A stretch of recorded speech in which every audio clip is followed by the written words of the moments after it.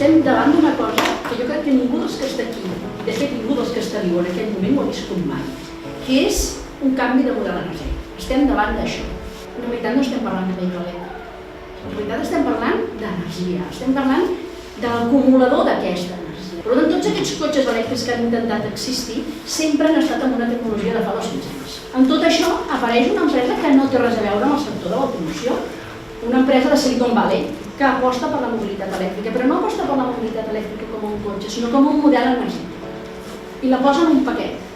Energia solar, cotxe elèctric, bateria per acumular i després hi ha l'autoconducció que podria estar en aquest pack. Però les altres tres, claríssimament, parlen del model energètic.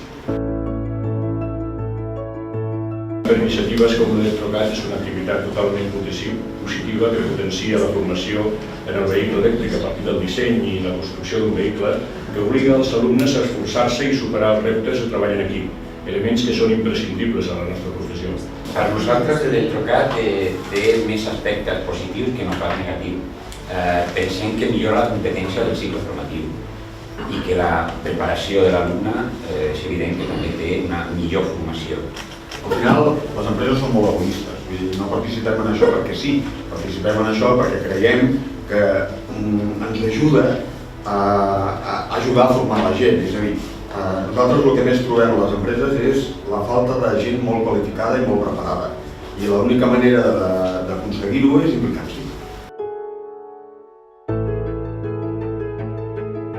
Quan tots tenen el vehicle, ja no que sigui vehicle elèctric i tenen necessitat de provar-lo, el vehicle elèctric encara és més, perquè hi ha molt més tabús, hi ha moltes més coses que no sabem, hi ha moltes més incògnites del vehicle elèctric pel mig i això totalment es treu tot del cap i ràpidament amb la prova del vehicle. I la prova del vehicle, possiblement l'èxit del projecte no és provar-lo mitja hora, no és provar-lo 10 minuts, un quart d'hora. L'èxit del projecte és provar-lo amb la teva vida quotidiana. De fet, dintre del projecte d'Electrocat, aquesta cara rient d'aquesta gent jove que veieu aquí, us puc assegurar que gent no tan jove com aquí, la gent que després veurà en algun vídeo, si no us heu sortit o sortiu, que sí que l'ha viscut el projecte als 5.000 quilòmetres, també surten rient.